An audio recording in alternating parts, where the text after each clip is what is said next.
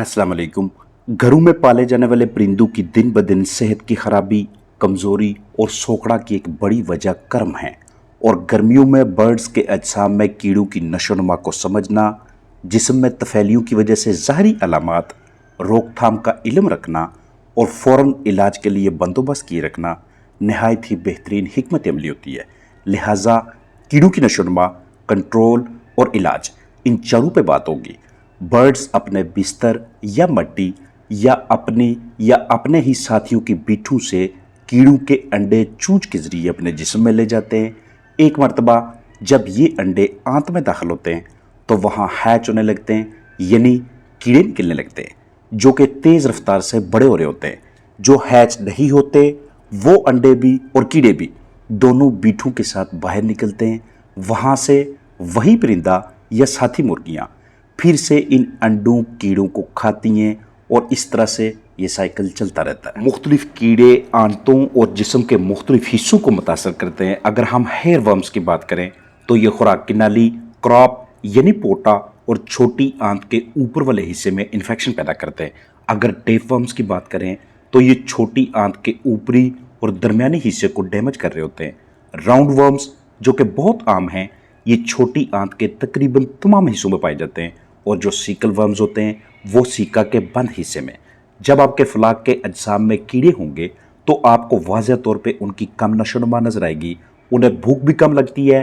बाज़ औक़ात बीच में कुछ चिकन्स खा पी रहे होते हैं, वज़न में कमी नजर आती है, उखड़े हुए पर, बेजार परिंदे, पतली बीटें, कम पैदावार, फीकी कलगी यानी बेरंगा ताज जो थोड़ी बहुत मिकदार में अंडे आ रहे होते हैं, उनका मयार भी अच्छा नहीं होता। ग़िज़ा जो थोड़ी बहुत खाते हैं उससे ना तो अच्छा वज़न आता है और ना ही अच्छी प्रोडक्शन नज़र आ रही होती है, और ना गोश्त की अच्छी मिकदार।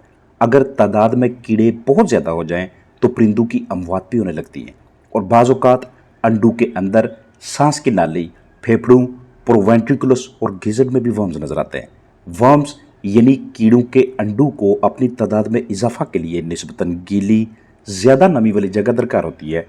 जितना बिस्तर मौसम गर्मा में किसी वजह से गीला होगा, बिस्तर में गैसेज इकट्ठी होती जाएंगी, उतना वर्म्स तादाद में बढ़ते जाएंगे। बाकायदगी से परिंदों की रिहाइशगाह के तमाम हिस्सों की हमने सफाई किए रखनी है। छिलके पे लकीरें दिखाई दें या पीठों में कीड़े नजर आए तो इसका मतलब ये होगा कि परिंदों के अजसाम में कर्मों की तादाद में इजाफा हो रहा है। सेब का सिरका, कर्मकुश दवा या लहसुन, इनमें से किसी एक को हमा वक्त अपने पास दस्तयाब रखिएगा। मज़ीद ऑप्शंस भी होते हैं, लेकिन ये चीज़ें आपको घरेलू पैमाने पे सस्ती पड़ती हैं। एक चीज़ महंगी होगी और वो एंथी है, जिसका भी मैं जिक्र करने वाला हूँ। साफ़ सुथरा पानी, प्लास्टिक के बर्तन का इंतखाब, और जिस पानी में आपने दवा मिक्स करनी है वो, और दवा को भी आपने सूरज की बराह रास्त रोशनी से बचा कर रखना है। अगर आप एंथी को वर्म्स यानी कीड़े ख़त्म करने के लिए इस्तेमाल करना चाहें तो उसकी मिकदार 1 ग्राम फी 20 किलो जिस्मानी वज़न के हिसाब से होगी। अब इसका मतलब ये होगा कि अगर आपके पास 50 मुर्गियां हैं, एक मुर्गी का हम 1500 ग्राम औसत वज़न लगाएं तो 50 मुर्गियों का पहले हम किलोग्राम में वज़न निकालेंगे जो 75 केजी बनेगा। अब इस दवा की मिकदार निकालने के लिए 75 तकसीम 20 करेंगे तो हमारे पास 3.75 यानी कि 4 ग्राम के करीब इसकी मिकदार बनेगी। ये हमारे पास इन 50 मुर्गियों के लिए इस दवा की जो मिकदार है, इसके लिए इतना पानी बनाना है कि मुर्गियां इस दवा मिले पानी को लगातार 4 से 5 घंटे पीती रहें। जब भी कीड़े निकालने के लिए इस तरह की किसी दवा का इस्तेमाल करें, उसके लिए दोपहर के वक्त का इंतखाब कीजिएगा, क्योंकि रात को मुर्गियों ने ज़्यादा मिकदार में बीठें करनी होती हैं। अगले दिन सुबह के वक्त हमने वही बीठें उठाकर बाहर फेंकनी है ताकि इन बीठों में मौजूद कीड़ों को मुर्गियां दोबारा ना खाएं। इसे दीगर जानवरों के लिए भी इस्तेमाल किया जा सकता है, लेकिन मिकदार मुख्तलिफ होगी। अगर सेब का सिरका इस्तेमाल करना चाहें तो 13 सीसी फी लीटर पानी के हिसाब से लगातार 6 दिनों तक यूज़ करेंगे। आप अगर लहसुन का इस्तेमाल करना चाहें तो एक तुरी लहसुन का रस निकाल कर 1 लीटर पानी में शामिल करें और मुतासरा बर्ड्स को पिलाएं। बर्ड्स की तादाद के हिसाब से लहसुन की मिकदार में भी इजाफा करना होगा। लहसुन मिले पानी ने बर्ड्स के अजसाम में ऐसा माहौल बना देना होता है कि वहाँ पे कीड़ों या कर्मों का ज़्यादा देर के लिए रुकना मुश्किल हो जाता है। तो ऐसे हालात में ये जो तीनों अशिया आपके साथ शेयर की हैं, जो घरेलू पैमाने पे सस्ती, आसान लगे, उसे इस्तेमाल कर लीजिएगा। घरों में रखे बर्ड्स के कर्मों को जेंटल सिरप के इस्तेमाल से भी निकालना गर्मियों में एक अच्छी पॉलिसी है। जहाँ पे हमारे बर्ड्स रहते हैं, जिन बर्तनों साजो सामान को वो रोज़मर्रा इस्तेमाल में लाते हैं, उनकी बाकायदगी से सफाई किए रखना, एक शेड्यूल बनाना, जरासीम कुशी करते रहना, ये भी हमारे मामूल का हिस्सा होना चाहिए।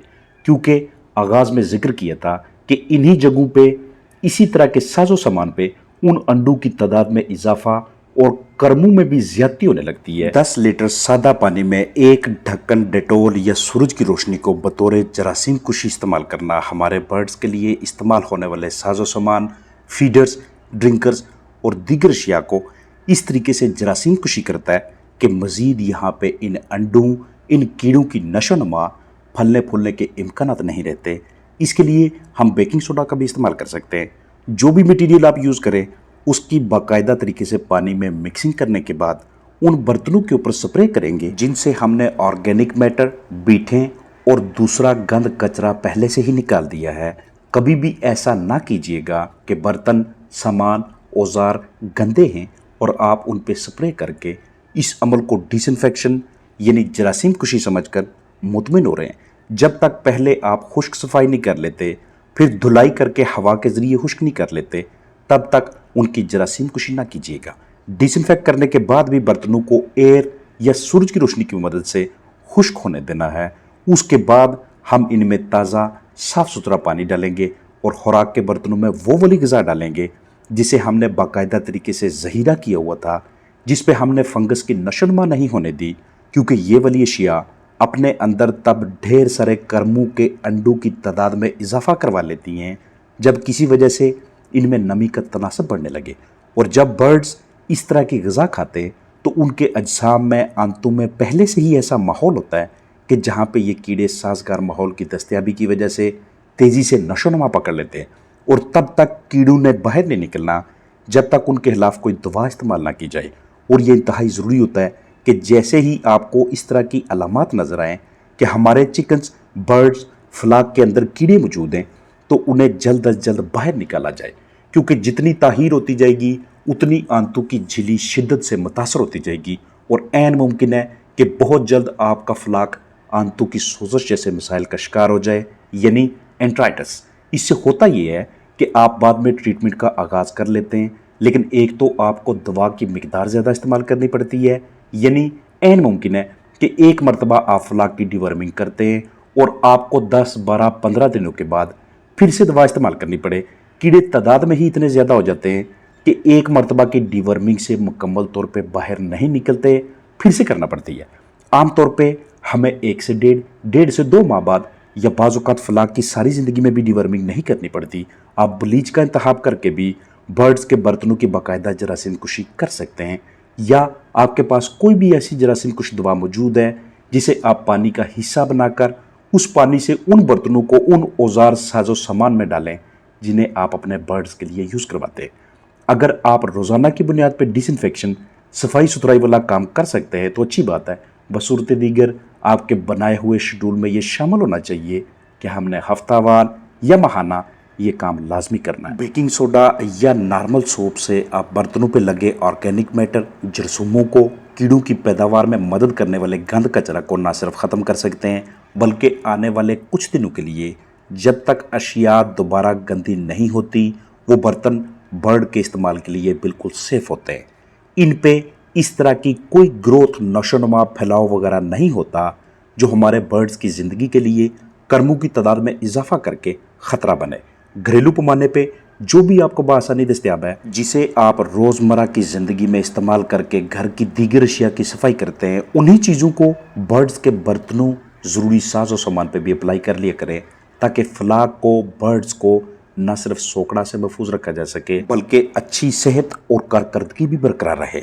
अपना ख्याल रखिएगा। अस्सलाम वालेकुम वरहमतुल्लाहि वबरकातुहू।